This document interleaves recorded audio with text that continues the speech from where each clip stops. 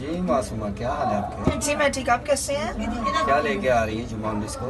मैं जुम्मा 19 अप्रैल से लेके आ रही हूँ बड़ा मजे का ड्रामा जिसका नाम है छन्नी काकी, और हम सब छन्नी काकी हैं उसमें। बहुत अच्छा ड्रामा है जिसके राइटर एंड डायरेक्टर हैं कैसर सनाउल्लाह साहब, और बहुत अच्छी टीम है जिसमें हमारी दीदार मुल्तानी, मैं खुद मसूमा, नयाब और भी दीगर कास्ट बहुत अच्छी है। सो जितने फ्रेंड्स एंड फैन है देखना ना भूलिएगा 19 अप्रैल से तमासिल थिएटर लाहौर में छन्नी काकी।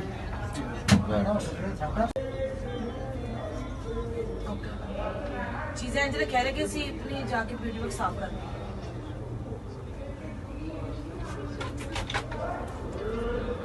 साफ ही यार चीज़ां तरीके ਨਾਲ रखो ਇੱਥੇ ਹੀ ਰੱਖ ਲਓ ਯਾਰ, ਕੰਮ ਜਿਹੜਾ ਮੁੱਕਦਾ ਮੁਕਾਓ, ਤੁਸੀਂ ਕੀ ਬਾਹਰ ਜਾ ਕਰਨਾ।